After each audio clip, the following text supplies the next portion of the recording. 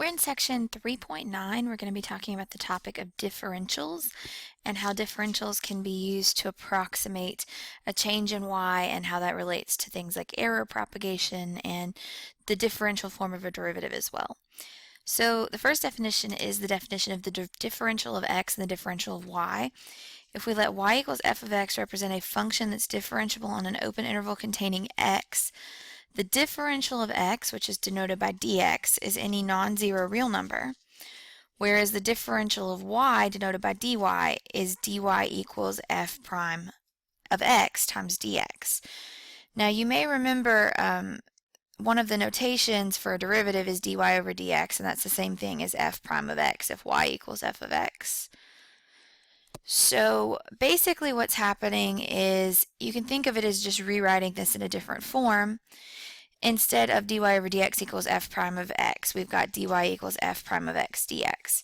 Now I know it looks like you're multiplying by dx, but technically you're not. So don't ever let a pure mathematician hear you say you multiplied by dx like this. They would probably have your head. But anyway, you're rewriting it in a new form, so that's the idea. So in many applications, the differential of y can be used to approximate the change in y. So we would say that delta y, that's the change in y, is approximately dy, or approximately f prime of x dx. So this is an example. We want to let y equals x squared. We're going to find dy when x equals 1 and dx equals 0.01, and we're going to compare that to delta y when x equals 1 and delta x equals 0.01. So on the dy side of this, we need to find f prime of x, which for this function is 2x. So dy is going to be 2x dx. And in this case, I have 2 times 1 times 0.01, or 0.02. So that would be my dy. Now, if I wanted to calculate the actual change in y, this is going to give me two ordered pairs. So you could look at it a couple different ways. You could say, if x equals 1, then x plus delta x in this case is going to be 1.01, and then you could calculate f of x, which is 1 squared, and f of x plus delta x, which is going to be 1.01 squared. So that gives me 1.0201. So delta y is going to be the difference in those f of x plus delta x and f of x values. So this is 1.0201 minus f of x squared, which is 1 squared. So that's just 1, or 0.0201. So you can see that these two numbers, dy and delta y, they're not exactly the same, but they're really close. So this is actually the same to within 1/100,000th. So it's really, I'm sorry, 1/10,000th. So it's really it's really a close approximation. Another neat thing that we can do with differentials, if we want to approximate the square root of 72.5 to 4 decimal places. Now, if you take the square root of 72.5 on a calculator, you get like 8.51469, so on and so forth. So we would expect that our answer would be close to that. Now, this is kind of one of those appreciation things, because before we had calculators that could just find something like the square root of 72.5, this is actually how mathematicians would estimate something like this if they needed the value. So it wasn't an exact answer, but it was close enough for their purposes. So this is kind of one of those older techniques, and they used to actually put these values in tables so that you could look them up and use them as needed. So basically what I'm going to do is I'm going to take the square root. So I'm going to say f of x equals the square root of x, so that f of 72.5 would be the square root of 72.5, and so on and so forth. And I'm going to choose a perfect square that I know the square root of that's really close to 72.5. So basically, I have two options here. I could say, I could let my x be 81, or I could let my x be 64. It doesn't really matter. It comes out kind of the same either way. I'm going to use 81.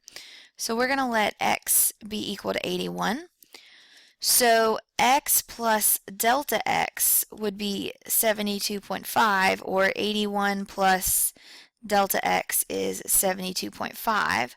So if I solve, that means that my delta x in this case is going to be 8.5. So that's or negative 8.5. So that's my delta x. Now, what I actually want to find is I want to find f of x plus delta x. That's what I'm looking for because that would be the 72.5. So if I know that dy, or approximately delta y, so I know that dy is equal to f prime of x dx, and I know that delta y is equal to f of x plus delta x minus f of x. I know that dy and delta y are approximately the same. Then according to this, I could find the value I want by finding dy plus f of x, or if I'm plugging in what I know, that is going to be f prime of x dx plus f of x. Okay, so now in this case, because we have our f of x is the square root of x, f prime of x would be 1 over 2 square root of x, and we know that dx is approximately delta x, which is negative 8.5. And we also know that f of x, which is f of 81, is 9. So if I plug all this in, I'd get that f of 72.5, or the square root of 72.5, is approximately f prime, which is going to be 1 over 2 square root of 81, times negative 8.5 plus 9.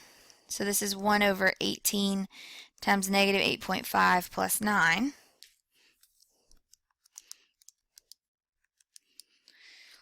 Which is 8.5278.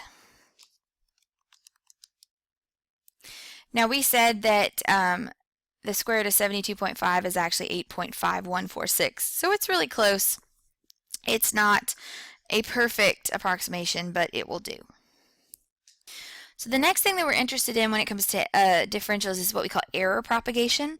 So when you measure a value in the real world, there's often going to be a small amount of precision error. You only have tools that are so good to measure. Your eyes are only so precise at distinguishing between really tiny values.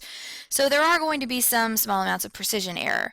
Sometimes these things can add up over time or get propagated into another problem, and the magnitude of that error in measurement or precision error gets amplified, and it can become a really large problem. So I mean, these types of problems have, caused a lot of issues. I mean, a small mistake early on can cause a rocket to not launch the way it's supposed to, or it could cause a bridge to collapse if you extrapolate that over, large distances repeated with the same repeated error. Sometimes it's why if you cut a bunch of boards and you expect them to line up, they actually don't, because you lost a little bit of precision every time you made a cut. So that sort of thing happens very, very often in the real world.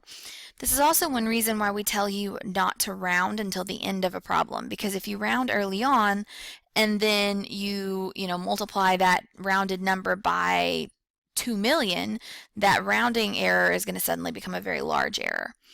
So we need to be able to measure the amount of propagated error when you use a rounded or measured value as part of another computation. So basically this uses differentials in this way. F of x plus delta x minus f of x is going to be delta y. So it's very similar to the last formula we were looking at. That's the propagated error. So this would be an example. It says the measured radius of a ball bearing is 0.7 inches as shown in the figure. The measurement is correct to within 0.01 inches, and we want to estimate the propagated error in the volume V of the ball bearing. So we've got this ball, and we're trying to find the propagated error of the volume of the ball. Okay, so we want to look at the volume of a sphere here, because that's what this shape is. So the volume is going to be 4/3 times pi r cubed. And we know from our problem that r is equal to 0.7 inches. So we know that that measurement is correct within 0.01 inches. So that means delta r is going to be between negative 0.01 and 0.01. So this is going to be whatever my error in measurement is going to be. That's the delta r. Okay, so we want to estimate the propagated error in the volume V of the ball bearing. So the propagated error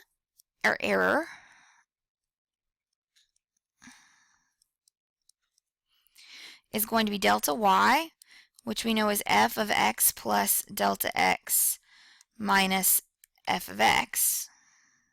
Okay. And I'm actually going to call this delta v. But since we don't really know a formula to find what the f of x plus delta x is or anything like that, I'm actually going to approximate this with finding dv. So I know that v is 4/3 times pi r cubed. So that means dv, if I differentiate with respect to r, is going to be 4/3 times pi times 3r squared times dr. And this tells me that dr is approximately plus or minus 0.01. So this is what I'm going to use. So dv is going to be, the 3 cancels, I'm going to have 4 pi r squared times dr, which is 4 pi times 0.7 squared times the plus or minus 0.01,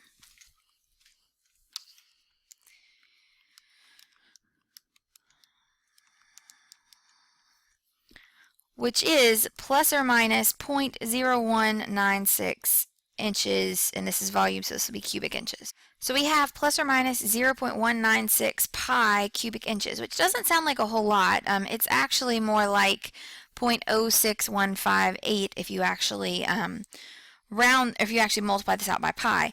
But think about this on a percentage basis. So the percentage of error would be that 0.0196 pi divided by the actual volume. So if you just plugged this into the volume, 4/3 times pi times 0.7 cubed,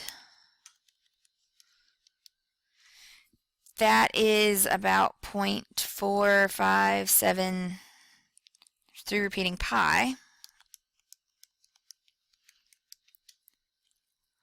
So that's actually about a 4% error in the volume. So it's more significant than it looks. It is a tiny number, but it is still a significant percentage-wise for the volume of the ball. So you do want to take this kind of stuff into account. If you are doing any kind of engineering or manufacturing type problem, you want to make sure your measurements are as precise as possible and that you're aware of the possible propagated error that could come from any imprecision in measurements. The last part of this section is taking our differentiation rules and from chapter 2 and writing them in differential form. And this is kind of setting you up for to be ready for chapter 4 when we get into integration, because it's going to assume that you understand how to go from the differentiation form to the differential form. So if we let u and v be differential functions of x, then du is going to be u prime dx and dv would be v prime dx. That's how you would write that. So your constant multiple rule, if you have d of cu, that would be c du. D of u plus or minus v is du plus or minus dv. The derivative of uv is going to be u dv plus v du. And the quotient rule, u over v, will be v du minus u dv over v squared. So hopefully this makes that low d high minus high d low over low low make a little bit more sense.